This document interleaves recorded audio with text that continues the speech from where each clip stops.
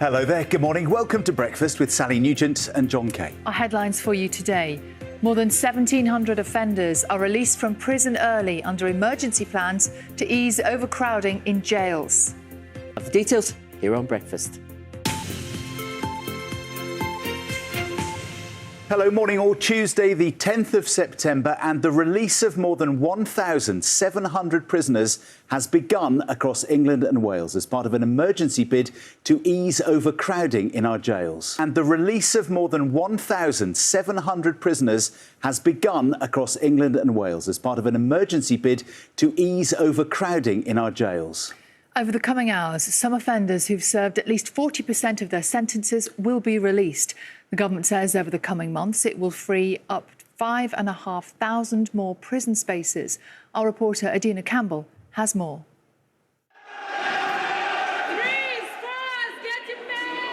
One of the most dangerous and crowded jails in the UK. HMP Pentonville.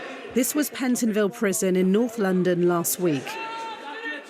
The BBC was given rare access, and within minutes, disorder was rife. In an attempt to fix a criminal justice system at breaking point, from today, thousands of prisoners in England and Wales will be released after serving 40% of their sentence rather than 50%.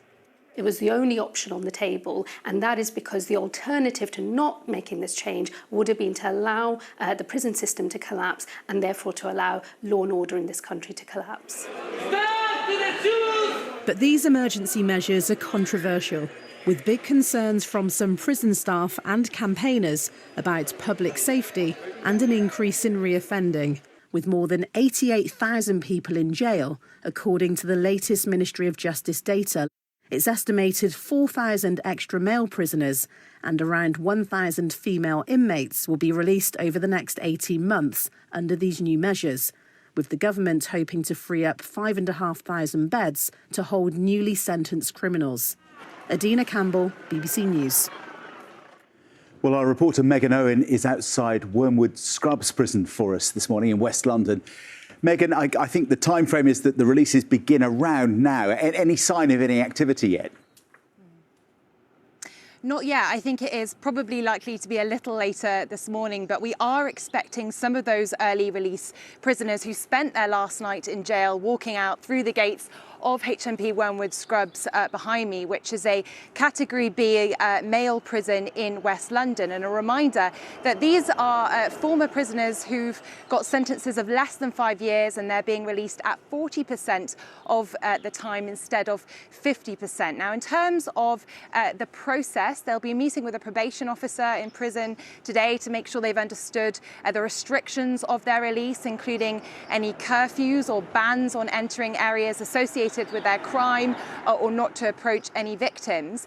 There is a real concern, though, according to the Chief Inspector of Prisons, that many of them will be released homeless. In fact, figures show that in the year up to March this year, 12% of prisoners were released without a home to go to. And this comes on a day when a report highlights just how overcrowded and understaffed prisons are in England and Wales, where the Ministry of Justice says that this measure, this emergency measure, will help to save £200 million a year, and they will be recruiting 1,000 more probation officers by next spring to help manage these ex-offenders.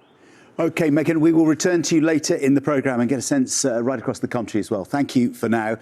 Megan mentions the Chief Inspector of Prisons. We will be speaking to Charlie Taylor live here on the programme in the next half hour. But the release of those prisoners, not the only controversy facing the government today. As we've been hearing this morning, the release of tens of hundreds of prisoners across England and Wales has begun in the last 20 minutes or so. It's in a bid to reduce overcrowding in jails. We're joined now by the Chief Inspector of Prisons, Charlie Taylor. Morning to you, Mr. Taylor. So 40% of prisoners being released from today. Just what are your initial thoughts about that policy? Well, the government had absolutely no choice but to let people out. The bath was in danger of overflowing, and they either had to turn the taps off or they had to let some of the water out. There were far too many prisoners coming in for the amount of space that the prison service had, and therefore they had to go ahead with this scheme. But of course, inherently, releasing prisoners early does involve some risk. at the Inspectorate were often critical of the preparation that's done for release.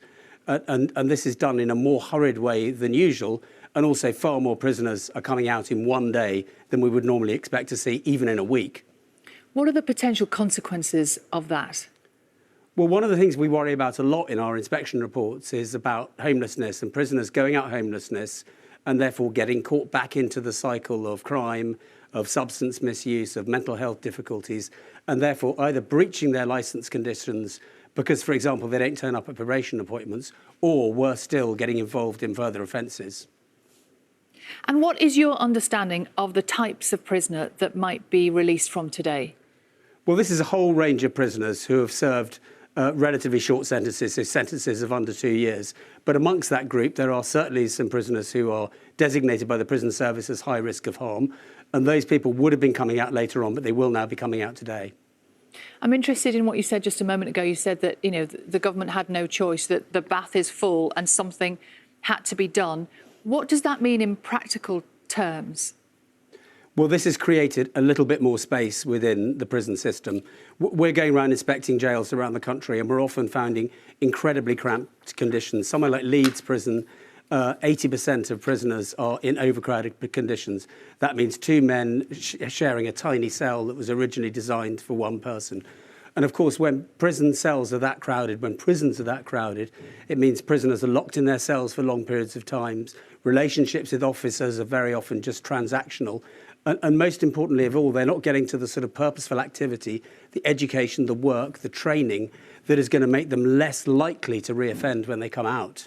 We know that your annual report is out today. Can you give me the headlines? You know, the irony is on a day like today when this other thing is happening.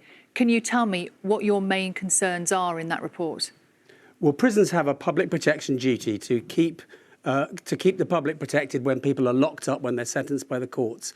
But prisons also have a duty to make people less likely to reoffend when they come out. And what we're saying in this report is far too many people are spending their time locked in their cells, not doing anything productive during their prison sentence. Many of them, sadly, are taking drugs, partly because they're bored, partly because they already have drug habits. And what that means is people are coming out from prison without having reduced the risk of reoffending, and that has to be a concern for us. And how concerned are you that what's happening today sets a precedent for the next time there's a crisis? Well, I think the government had to take action here, and I think this is an expedient decision that ministers have had to make. We will see how this plays out in the future. Certainly, the prison population will continue to grow, and therefore the pressures that we're seeing now will continue to be a major issue for government over the next months and years. So what fixes it then? Well, ultimately, the remand population has grown an awful lot. So the number of prisoners who are in prison who haven't been tried or yet sentenced, that's now about 20% of the population, having been about 12% before. There are more prisoners coming back on recall. And also the sentence lengths have gone up as well. So for almost any offence, the amount of sentence that people serve has gone up as well. So there are some difficult decisions for the government to make. But at the moment, we're spending £50,000 a year to keep somebody locked up. And we have to ask whether the public is really getting value for money from that.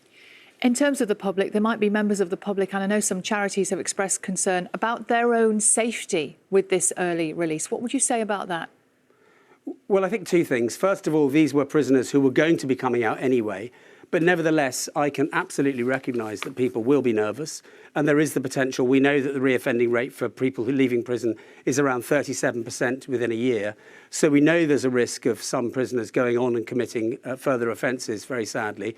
And we know, therefore, there's the risk of some of those prisoners coming back into jail, and therefore the prison population crisis not being solved.